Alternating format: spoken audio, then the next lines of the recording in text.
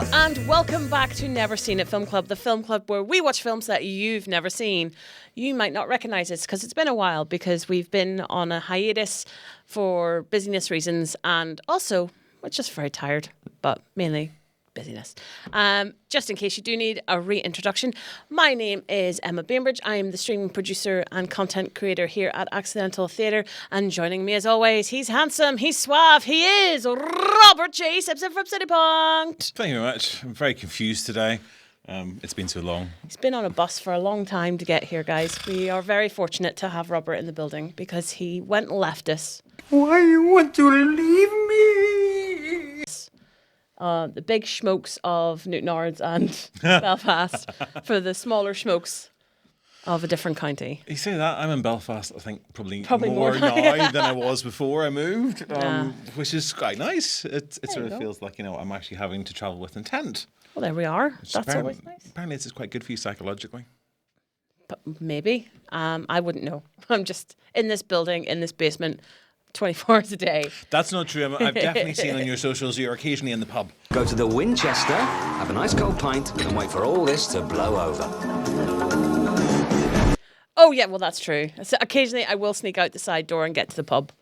More than occasionally. Probably too often. And that's why we haven't been back for 2 months. Just been in the pub. Anyway, we're back with our sex positivity season, even though it feels like a million years ago that we did She's Gotta Have It. I don't think either of us remember actually watching or talking about that film. But it's on this website, so it must be somewhere. But today we are covering one of my favourite films of all time, which is Bound from 1996. Hi.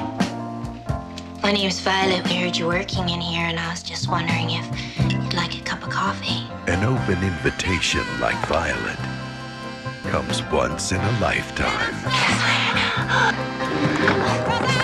What the fuck is... Corky, this is Caesar Corky. I thought... fucking dark in here. She's making an offer Caesar's Mafia, huh? I need your help, Corky. only a fool would refuse. It's over $2 million. Because all money Oh my God. Look at this shirt. It's ruined. is good money. You're asking me to help you fuck over the mob. So, I, unsurprisingly, you've seen how I look. Gay! Have seen Bound more than once because why wouldn't you? Had you seen Bound before? No, I am pretty sure this is a film that I had indeed not seen. Another one. That's like 3 now, maybe? Yeah, there's definitely been a bunch. Yeah, I mean, I guess it's the timing of this one too. It's what, mid 90s. Mm-hmm. So I was a teenager. I wasn't going out to the cinema itself very often, and even if I was, I wouldn't have been allowed in to see it because this would have been above my age range. And then I guess it just didn't pop up at all. It's a weird one for me because I first saw it when I was way too young. I probably saw it in about 1997 because it was on TV. Oh, okay. I was about 7 or 8 years old. And I didn't see the whole thing. I just remember very vivid flashes of it. But I do remember it being like disappearing very quickly from like pop culture references. And like nobody really talked about it. It was just like this thing that happened. And then The Matrix happened. And then everyone started talking about the sexy lesbian neo-noir that is Bound.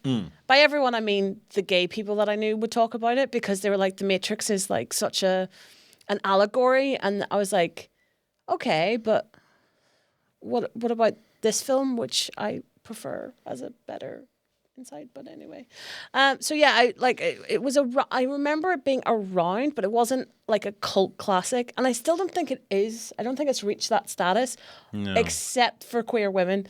Queer women love this film more than what do queer women love? Veganism. Yeah, they love it more than veganism. At least I do. But yeah, so I've seen it quite a lot. Again, I found it because of The Matrix. I did a little bit of it's back in my pretentious film studies days where I was like, I'm going to look into the Wachowskis and see what else. And this is like their debut film. And I was like, why is no one talking about this? I find it very interesting. But anyway, quick summary. If you have not seen it, it's a crime thriller, really. It's like a good old-fashioned, I say good old-fashioned, but it kind of really is. It's just a noir with a bit of pizzazz and a bit of an update, and it's a little bit darker than a classic noir, I think, just in terms of the violence because it's visual, but it's just good old-fashioned crime story. So you have Corky, who's a newly released ex-con, goes to work in a building that is definitely owned not by anyone associated with certain Italian organizations. Definitely is mob-owned building. So she goes to work there. It's not clear if she's trying to be like on the straight and narrow after a life of crime. I think it's more that she's just taking any job she can to get back out and get herself sorted. But she is doing work in a building, in an apartment, and next door lives the very beautiful Violet with her boyfriend, Caesar, who's definitely a gangster and doesn't make any... like, he might as well have a tattooed on his forehead. That is how little he cares about people finding out he's affiliated. But basically, there is a plot that revolves around quite a bit of money that a... do we want to say well, let's make it clear. Violet's definitely a call girl, or at least was in a former life. She makes no bones about that. She's like, it's my job. So there's another guy who has stolen quite a bit of money from the big mob boss, tells Violet about it, and there's a plot unthickens with her and Corky where they're like, we're going to take this money and run. That's the very, very bare bones of the plot. There's way more in there. But that's all you vaguely need to know. And also, Gina Gershon and Jennifer Tilly are the main characters, and it's really hot. That's all you need to know. All right, I'm done now. No, but I really like it, I think, because it is so dark and so like it's a classic crime story, but it has got like this really deep, rich color palette that I'm a big fan of, like the oversaturation, and it's very deliberately kind of... It doesn't feel like it was made in the 90s. It feels like earlier than that. It feels like it was made in the late 80s, which I love. It's very kind of... it's gone out of my head now. Cheap? I wouldn't say cheap. No, I was going the opposite of that. It reminds me of like Blue Velvet and stuff. That kind of era of like smoky like-ness. But anyway, I've talked long enough. Robert, what did you think? I'm not as enamored at all. I was really disappointed, partly because it had been sold to me as a hot lesbian film. Well, I mean, true. And whilst arguably, yes, the two female protagonists are indeed hot lesbian characters. What more do you want? I don't know. It feels like a film of two halves. It feels like the first half of the film is about that kind of... It's quite heavy with that sexual tension and relationship and sort of eye candy. And the second half is the noir mob thriller sort of robbery thing. And they're two different films. And I think that's where my problem is that I can't quite get into either of them because they're stuck together. Okay. I think if the relationship had been played a bit more through the second half, I mean, there's a huge section where Gina Gershon basically disappears. Like, she's just not there. And I'm like, I haven't seen her for ages. And it's like, what's going on? Because I know she's there. Yeah. And I think maybe the mob stuff needed to come in a little bit more earlier as well, just to kind of that criminal underbelly is sort of not enough. I mean, possibly it's just because I'm not myself a lesbian that I'm not appreciating it properly. Possibly. But I mean, for me, it just felt a bit cheap. It felt a little bit unsatisfying. Okay. Everyone's entitled to their opinion, even if it's wrong. It's wrong. It's wrong. And that said, Gina Gershon. Look, I mean, she's fantastic. She's, she's got a great look. She has a great screen presence. Our second Gina Gershon film. Yes. After Showgirls. Surprisingly, not in the worst season. I've seen all of Gina Gershon that I need to see. Jennifer Tilly's good, but I find myself constantly thinking, is this Renée Zellweger? which is slightly distracting. Do you know what? I could kind of see that. Yeah. And I've seen Jennifer in other stuff as well, and I like her, and like they have a good chemistry, and I think the way that their relationship is portrayed actually is quite good. I understand that a lot of the kind of the reasons this gets cited a lot is because they feel like they have a genuine relationship and a genuine chemistry. It's not just like let's just have two girls. Well, for shits and giggles. I'm just going to get into it now. I'm getting close to the mic. The thing about this movie, the thing that I respect the most about this movie is actually that there is so much care and attention paid to their relationship, and that if you are from the community of lesbians and queer women, but specifically the type of queer women that I would associate myself with, which is leather, like bar lesbians, that if you watch for the clues, they're like bam smack in your face, but it is a very kind of niche corner that if you were just a person on the street, you probably wouldn't be very aware of. And the reason that I think I like this film so much is because on a rewatch as an adult, not watching it weirdly at like midnight when I'm 7 years old, and having experienced that life, like the indicators are all there. It is, and that is something that, as a queer woman, I find really endearing about this film. There's so much, even in terms of like the clothing. So when Violet is with Caesar, for example, she's in, mall doll dresses. She looks very feminine. When she goes to seduce Corky, though, with the coffee, she's in jeans and like just a t-shirt, and it's not that she's butch, but she's definitely flagging that she's not everything that she seems on the surface. It's Olivia Newton-John's outfit from Grease. I would argue that it's not quite that bad. It's not far off. Insert captivate pictures here. But it's not. But yeah, and that's not a criticism either. I mean, it is kind of like okay.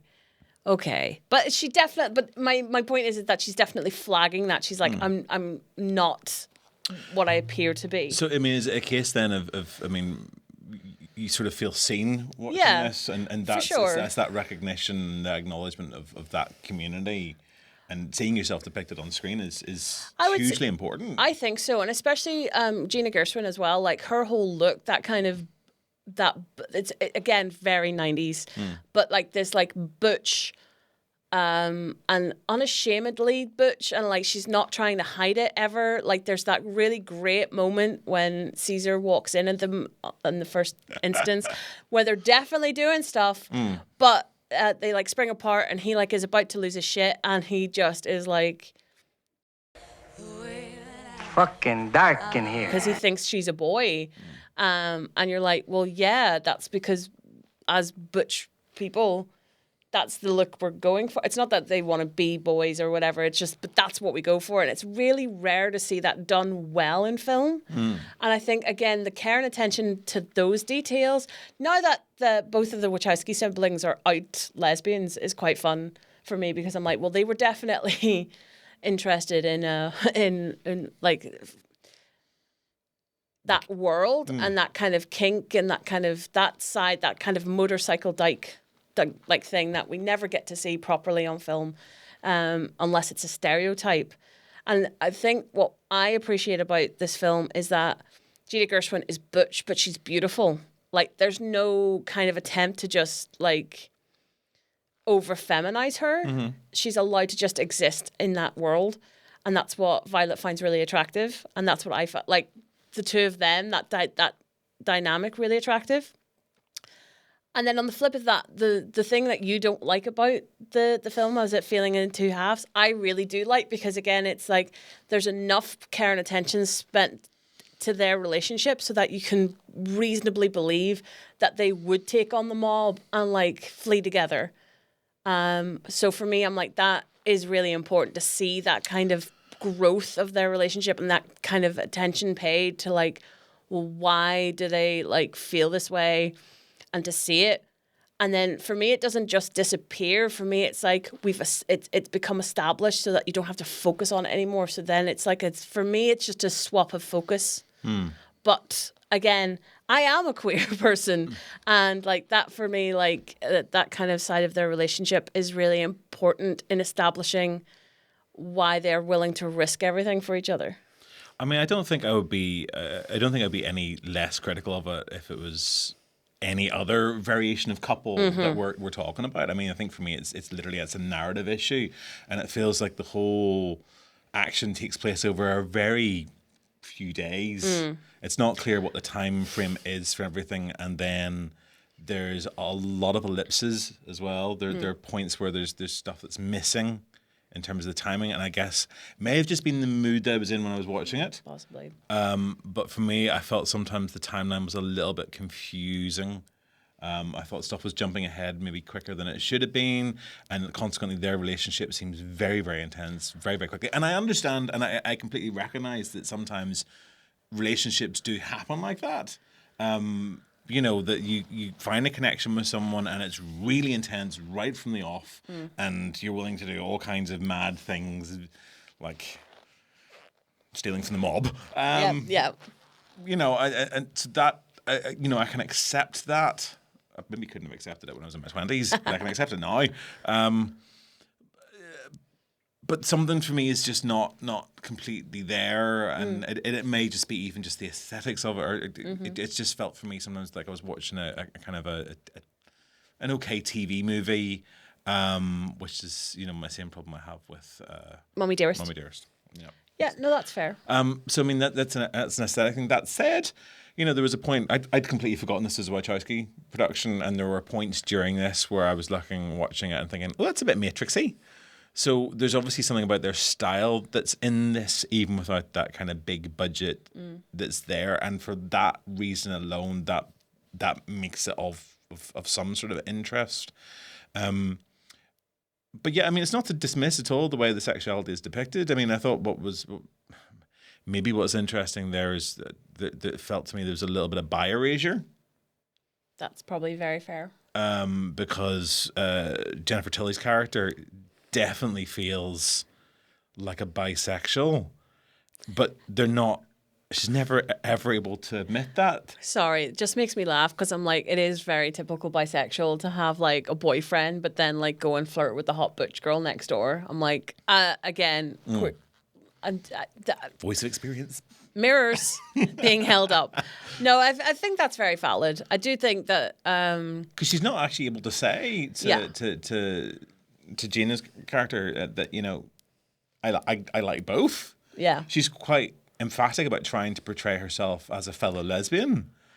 I will say that part of that, though, I think is definitely is by erasure, but it's reflective of what happens in society. Yeah, because if you're femme, it is incredibly difficult for the lesbian community to take you seriously if you are anything but a gold star lesbian. Like there's this switch within the community that it just views bisexuality and incredibly feminine bisexuality as not real. And it's like you're dabbling. So there is there is this real thing of like, if you're a femme, you have to be like, no, but I'm gay. And it's something that a lot of my friends have had to deal with. I've even had to deal with that in the past. I know, shocking, anyone could ever perceive me as femme, but it has happened before. But that to me that smacks of like lived experience, because I find this film very interesting for another reason, is because they had a lesbian consultant. One of the first ones like recognized as a sexuality consultant on the set. So again, that smacks to me of that person being very, very gay and being like, we have to make sure that Violet is gay and that she tells Corky she is gay, because if there's a hint she might be bisexual, then it erases all of the lesbianism out of her. And I'm like, that's not how the world works. But I feel like that's where that could come from. But yeah. No, it's fair. No. It's fair. I mean, like, its depiction of the sexuality is interesting. I think it would have been nice to have had a bit more of it. Weirdly, and it's not just because I'm some guy looking to get off and two girls getting off. It's not. That's not what it's about. It's just I wanted there to be more scenes in the lesbian bar. Yeah, which actually, I mean, I must say, the lesbian bar. I was watching something the other day, and it was from the 70s, and it was a gay bar. But like they go in, and everything is like so overtly and excessively camp. It's very like, hello, and it's like. I get obviously those places also exist and existed. But there was something about when they go into the lesbian bar in this. I mean, I'm watching it and I know the setup and I know that she's lesbian, and I still didn't acknowledge, first of all, that this is a specifically lesbian bar because, you know, it sort of seemed quite nicely understated. Which feeds in quite well as well to you know, Caesar's misunderstanding of exactly who it was he's dealing with. But yeah, it was quite nicely underdone. It wasn't like a sort of an aggressive homosexuality, and this is what I kind of growing up in the 90s, like that's what I would have heard a lot. It's like, it's all fine as long as they don't ram it down our throats. Yeah, there's not a smash pan to someone like eating each other's face in the corner, so to like indicate like, oh, they're gay in here, which happened a lot in the 90s. That kind of double take of gays. I mean, that's how I enter gay spaces, but that's just because I'm jealous that everyone else is getting made out with. I'm not. Let's be honest. But I totally agree. It's like it's not immediately obvious that it is a lesbian bar, and then it becomes immediately obvious with her flirting with the really hot femme in the like corset, and then the police officer comes over.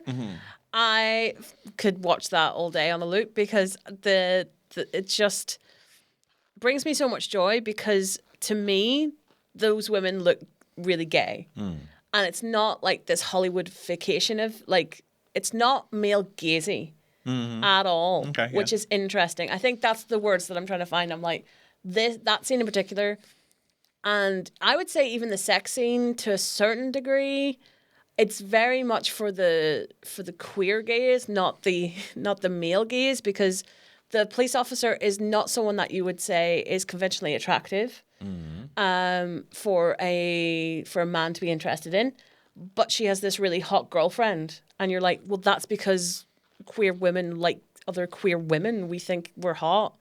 We're not dressing for men, we're dressing for each other. And I think that little indication of just having like that quite butch cop come over with her like pulled back hair and like her leather belt and stuff, it's again just another nice indication of like those scenes in particular had a lot of care and attention into like the world they were in. I would agree that I wish they maybe had gotten like a gangster consultant to do the same thing for the second half of the film, because it does very much feel like someone watched Goodfellas and was like, right, do that accent, like be Ray Liotta and go and do that. It's a very like split dynamic where it's like, okay, they cared a lot about getting the lesbian bit right, but not so much about getting the gangster bit right. Yeah, that's probably fair. Yeah. It's the opposite of most other films. I mean, it's not male gazy, but we still have two women stars who arguably are there for the male gaze, and I dare say a producer probably had some kind of hand in that, going, we need them to be a certain way. What I do think is interesting, actually, now when I'm considering it, is that all the women in this film, all of the women depicted in the film are gay. There's not a straight woman anywhere in it. No. All the men, I'm assuming, are straight. It's not clear. I mean, they're certainly their sexuality, if depicted at all, is straight. But all the women are queer, and that is unusual. So I can kind of see again why queer women can get quite enthused about this. Yeah, it's the utopia we all dream of. Where we all just hang out in a leather bar, but then a couple of us have to go deal with the mob every so often. That's I just want to be the bartender, the one who's all like, hey kid, haven't seen you here for a while. Have a beer. That's my life that I would like. Just all the cool queers come into my bar and I'm like, hello guys. But no, that's a very good point. Outwardly there's not a single straight woman in this film. It's why I like it so much. The straight women. What are you thinking? You can be hanging out in leather bars. No, that's terrible. I do like straight women. It's fine. I'm not a heterosexual hater. Leave me alone. But yeah, no, that's an interesting point. And again, I think the flamboyancy of what's his name? Is it Johnny? Who's the son of like the main guy? He's like flamboyant, but he's definitely straight. Like I feel like he is that kind of. That's why Caesar hates him, because he's like a little too flashy for him. And that's where that hatred comes up. Like there's a little bit of queer hatred in there. I don't know, with men there's always this little bit of inbuilt homophobia anyway, but also this sort of, you know, especially with really macho men. As a non-macho man, I mean, I feel I'm about to get beaten by one of them for saying this. But I think that often there's a little bit of homoeroticism. I am the cream, the cream of the crop. And there is no one that does it better than the Macho Man Randy Savage. And that kind of, it's sort of implicit anyway. And I seem to recall there being a line, I wish I'd noted it down, that did sort of suggest something more anyway. But it's all very incestuous. And the men are, there's affection, there's kissing, there's understanding, there's tolerance, but there is something that's, I don't know, I guess I'm thinking about. It's just because they're Italian. It's because they're Italian. I'm thinking about the mob, and then I'm thinking about the Romans and the way that the Roman armies worked. Yeah. According to my Latin teacher when I was at school, anyway. With them all kind of, the sort of the love of your fellow man in a very personal sense was generally encouraged as a means of control. And I think that within macho groups, there is sometimes this sort of acceptance for that kind of dalliance, although it's never talked about. Yeah, I've never in my life understood why very, very straight men love watching sport so much. And then you go, oh, it's because they get to, like, if they score, they get to hug each other. If they lose, they get to cry, and it's like, oh, babies. You could just do that anyway. I mean, you could just do it anyway. And then there's like the whole shower thing. I will never understand how it's gay to dress a certain way, but having a shower with 15 other guys and like romping around, that's not gay. I don't understand. But like it's so like the repression of all that. Yeah, I do get the feeling that within this there are little indicators of like he flirts with Violet, and that's why Caesar hates him. But it's one of those things where I'm like, I don't think Johnny is straight. Actually, I think he is a homosexual man trying very hard to pass by flirting with Violet, and he feels like he can do that to piss Caesar off because he hates Caesar, but also maybe has a little bit of a crush on him because it's that kind of thing that you do when you have crushes on people. I think like there's definitely coding in there. Like there's definitely been some like lingering hugs and awkward moments in the again, gangsters love to have steams together. I don't understand this. Like, we're macho guys, so let's just sit around naked and look at each other. What are we doing, guys? I don't know. You're asking the wrong It's person. a world I don't understand. Okay, heterosexual men, I don't understand you. I'm sorry if you're watching this podcast and thinking that this is for you. I don't know. Tell me. No, don't actually. Because I won't read it, because... Are you inviting some men to mansplain? I am inviting the men to mansplain I love that. their toxic masculinity and repressed homosexual feelings to each other. Explain it to me, guys. Why is it okay? They turned off at the start of this. Yeah, when they thought, they did. This is too queer for me. They they did what 90% of people who've seen this, like rented this film, did, where they were like, oh, it's a sexy lesbian drama, and then they're like, oh shit, they're like talking about emotions and things like that. Joke's on you if you stuck with it. There's a really hot sex scene about 28 minutes in. Not that I counted, but I know. Anyway, but yeah, so I think it's what interests me about this film. Actually, is the Wachowski siblings. Like, knowing that at the time they were two heterosexual men that made this very queer, very like openly it is very man-hatey. Have to say, because the men are stupid. Oh, they're all toxic. They're very toxic. They're stupid, and they're very easily manipulated.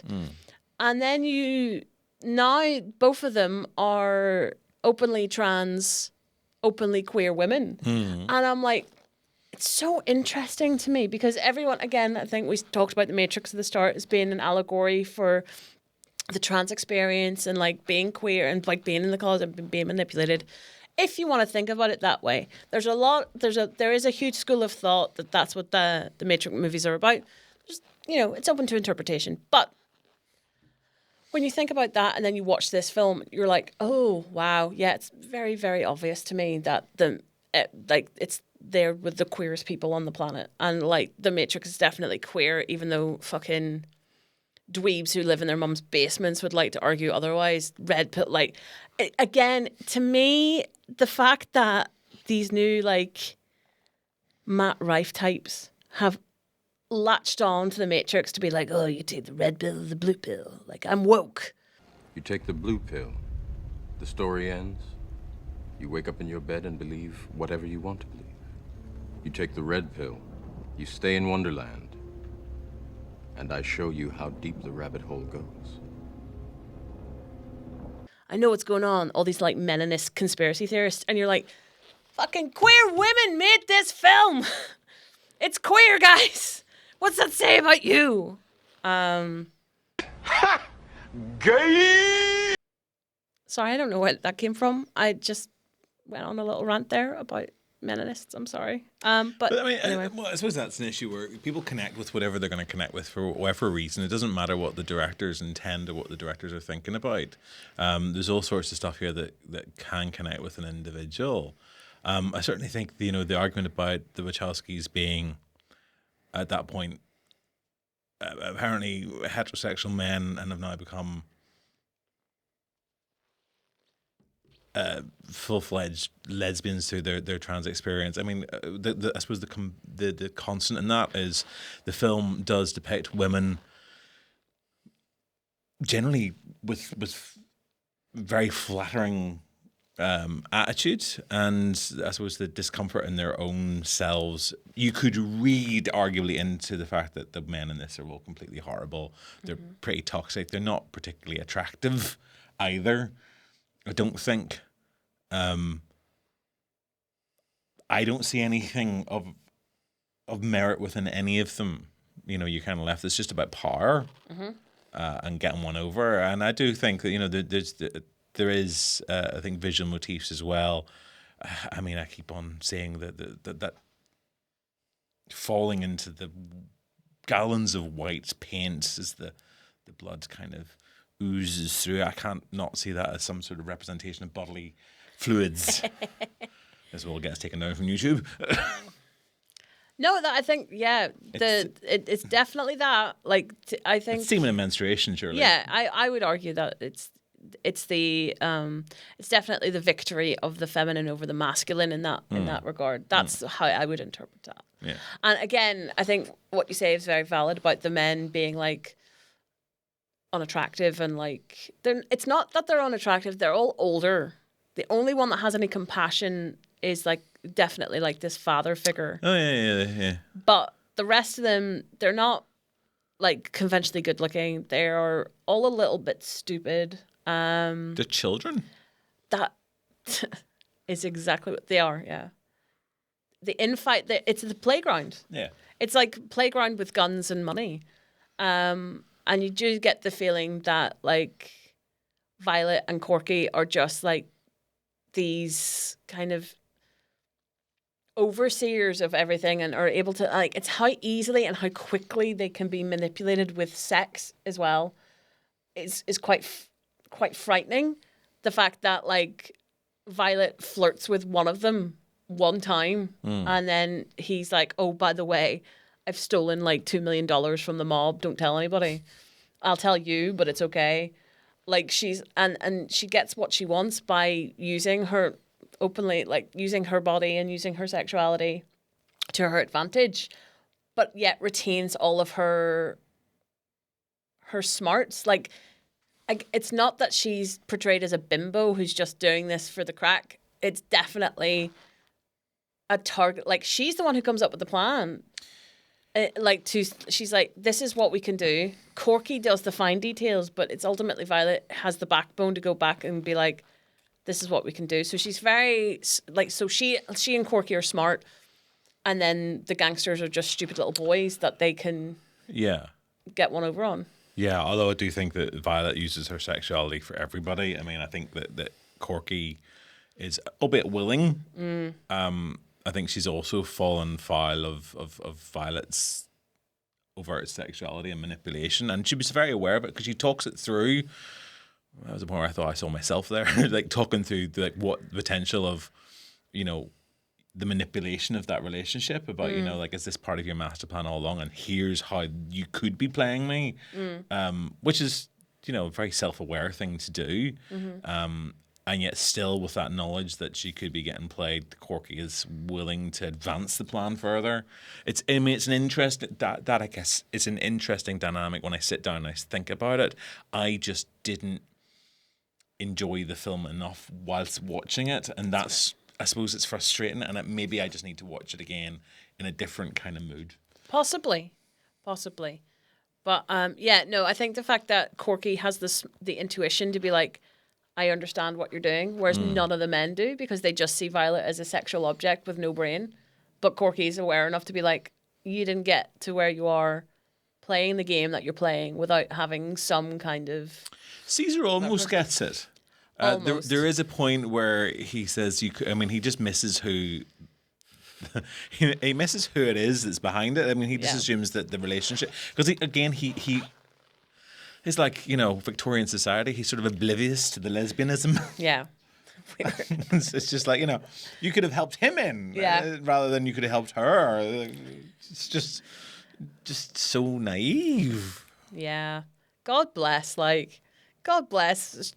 any man whose girlfriend. This is, again, the other thing that I quite like about this is that it's a fantasy fulfillment, because nothing annoys me more than when men are like, oh, if you had and I'm talking about traditional heteronormative values here. Like, oh, if you went and had an affair with a woman, it wouldn't bother me. Oh, as long as and you're like, it's literally not how that would work. And a little part of me is like, you get to see this play out, because Caesar, while he's not like fantasizing over it overtly, it's like, it is that thing of like, oh, Corky's harmless because she's a woman. And then it's like, well, is she though? Dangerous fingers. That's all I'm saying. Honestly, just the best line in that whole film is after their first encounter over that cup of coffee and her lost earring, things happen on the sofa, and then Corky goes home, and you just catch her, feel her face. Like, this is again why I think it's very important to note that there was not a sex consultant on this film who was definitely a lesbian woman, because she goes to wipe her face and then catches her fingers and is like, you're going to get in trouble. And I'm like, the amount of times where I've coded that in my own head when I've been up to shenanigans I should not be up to, because of like the tactile nature of that moment. I'm like, do you know what? It's something that we don't talk about enough in film. It's something that we don't talk about enough in real life. But here's the thing, guys. Here's the thing. No, I'm joking. I'm not going to go and do that. That would be so... I mean, it's funny you talk about that one, because I mean, watching Corky after they kind of are caught by Caesar.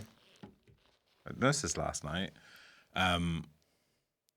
So obviously she just gets up, and then she's standing, and then Caesar comes in, and then she shakes his hand with the hand that has been places. interesting places. But it's not even just that. It doesn't end there because Caesar then brings his hand that he has shaken up to his head. I can't remember if he's... Yeah, he does something. I think he wipes his nose. I think he does that, or he either does this or he wipes his hair back or something. I'm like, he's still oblivious to what's everything there, and I find, I mean, that I think is quite cheeky, quite bold, yeah, and obviously probably missed by the vast majority of people that watch that film. Yeah.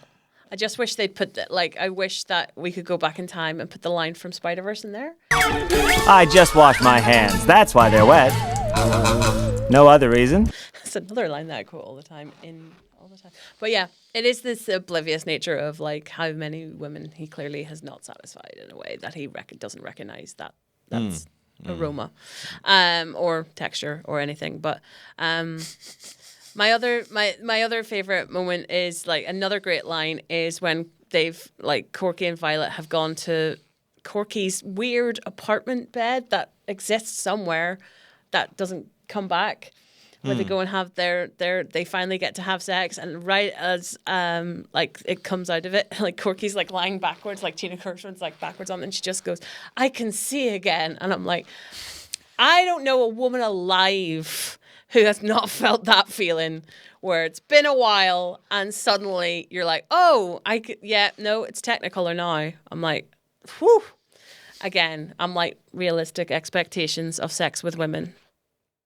No, but I'm like, I don't, the line delivery on that, it's just so weird and wonderful. And like, I'm like, yeah, I totally get that. And it's those moments where I'm like, that doesn't, like, you're right, those don't belong in this film, but I love it for it. Like, it's just a little extra like spice in there. I don't know. There's a better film to be made out of the two halves that are there. And maybe obviously it's never going to happen, which is a shame. I think that Gina and Jennifer were kind of, I don't know, I wanted to see a little bit more of them interacting, I guess. I think that's maybe what I miss in that second half, is they kind of get separated out and we lose a lot of their chemistry as a result of that. And because that's the reason for me to watch the film, is how they play off each other. The gangster bit it's quite good, and there's some moments of promise in it, which I guess is the whole point, is that this is a film that, you know, I mean, supposedly there was a story went round for a while saying that basically they did this film just to show they could run a set. Although I think they have disputed that. They said, we just want to make a film. So we made a film. But you know, definitely you can see the genesis of something else there. And yeah, maybe the fan fiction that gets written about this is a better place for the film to exist. Possibly. I would definitely be up for a remake of this film that just focuses on Corky and Violet and like completely loses the gangster plot. But I think that film is If These Walls Could Talk To, and that is not very good. So I don't know. Yeah, I don't know. For me, I quite like lengthy films when they're like this weird crossover path, because this is quite a long film. It's like, what, 2 hours something? I don't know if it's quite that long. It feels like it's 2 hours. Maybe it feels that way, and I'm just over exaggerating. 108 minutes, so it's an R50. R50, so it's almost 2 hours. Yeah. But it does feel like very much of a film of two halves. But I don't know. I guess the non-linear nature of it and things like that kind of, for me, forgive that a little bit. Because the very start of the film is Gina Gershon in the closet. At the end, yeah. Right as she's been like tied up and thrown away. Now, I will say that I don't believe that Caesar could have done that. Because I'm like, no, wait, Corky's too tough. She would have like kicked him in the balls with her like DMs and like tied him up. But I don't know. I think, thinking back to that start, I think I know where I went, where I'm disappointed from. It's because that opening down in the closet, down what appeared to me at first to be a massive sex toy. Okay, fair. I thought, okay, we've got some beads here, and we're kind of following down that, and it's quite artsy, and then you're going to get into the kind of the the lesbian, and then it sort of it isn't that film, and No. that's I think my problem is Do you that know I what? thought I was getting a really stylish kind of sexy film that was unashamedly sex, and that's not what it is. It's also called Bound, and it opens There that was way. very little bondage in this, And I'm like, yeah, it's not BDSM. no, enough. I do. No, I changed my mind. I think Robert's right. I think let's just get modern day Gina Gershon and Jennifer Tilly to make a sexy bondage film. I would be on board with that because they're both still very attractive ladies. Yeah, I'll watch that. I'd watch that in a heartbeat. So maybe that's where we end this podcast. There is a 2015 film called Bound. That is a rip-off of 50 Shades of Grey. That is very much that, except it's B-movie actors, and it's very bad. And the only reason I know it exists is because when we were sourcing for the screening of this film, my manager accidentally gave me the 2015 version, and I clicked on it, and I was like, oh, it's 2015. Oh, it must be like the 4K re-render or something like that. And I watched 5 minutes of it. I was like, this isn't mine. So that could have been an interesting Never Seen a Film Club. That definitely would have been a Never Seen a Film Club because I don't think anyone's seen it except maybe Rich now. But yeah, so in conclusion, it is a very sex positive film. I feel like it's a very sexuality positive film, even though there's not very much sex in it. There's one sex scene, but it is a very good sex scene. Gangsters are stupid. I don't think that's true either. Italian guys love to hug each other and kiss each other, but are very homophobic. That is true. So I don't know where the messaging for this film is. So in conclusion, I have seen this film before. I will watch it many times again because I do really love it. Do you think you'll watch it again? Maybe give it one more chance? I might give it another shot at some point, but not in the immediate future. Okay, you need a little bit of a break.